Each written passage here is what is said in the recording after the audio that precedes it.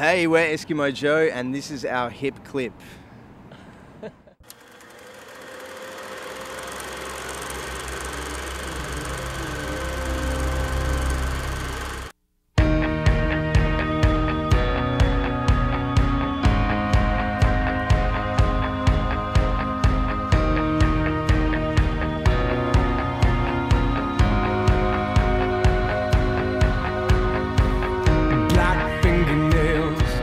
I wrote like the first line just in like a kind of one of those like little moments. I think I was actually taking a piss at the time.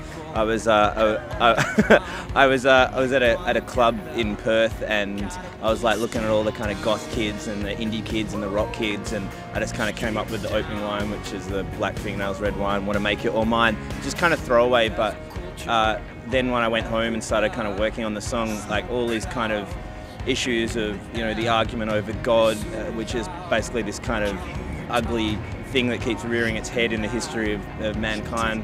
I know I was trying to kind of draw some metaphorical comparison between that and like subcultures basically, and I guess the whole kind of point of the song ends up being that, you know, everyone argues over what God is, but everyone seems to agree on hell.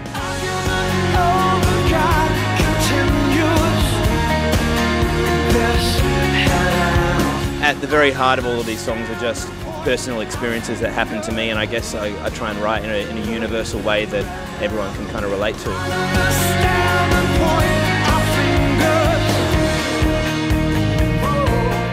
I think every album should be like a concept album, basically, even if it's a really subtle concept. And especially with this album, I kind of had this idea of this. I don't know. In Australia, as we were playing these shows, like there'd been a real kind of indie rock thing, which was really important for the time. But I guess what we wanted to do, and what the idea that I had is to kind of hark back to that kind of Michael Hutchence, like mysterious rock star kind of thing. And so I kind of invented this character in my head, and then I tried to imagine what kind of songs this character would write. We've done quite well in Australia. We're at the point where we could go on stage and pretend that we were rock stars, and people would actually believe it. and it kind of worked for us really well, and at the same time it was really good fun. And people probably made the mistake of thinking we were taking ourselves seriously when actually we were taking the piss and having a really good time.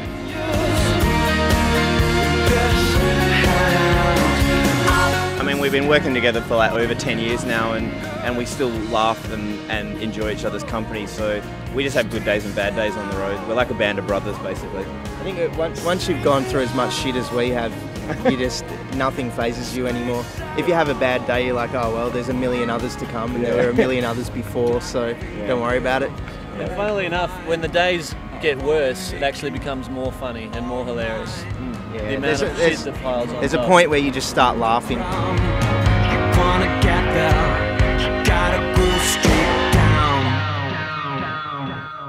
Well, Nash is famous with us for doing two things. He's famous for the little twist at the end, and he's also famous for trying to kill us. So when he came up with this treatment, we weren't really surprised that there was a whole lot of killing going on. Watch the final scene where we open up the boot and to see what's inside, and you have to look at the expression on Joel's face, because we had to like, we were in the boot of this car, and we had to like look like we were really scared, like these dudes were gonna kill us. They were about to like ice us and bury us in a shallow grave, and so everyone's trying to look really scared, and Joel's trying to look scared, but he actually just looks like he's really annoyed that he's been woken up. He's got this kind of like, why did you wake me up for? I was sleeping. So you got to watch that one closely.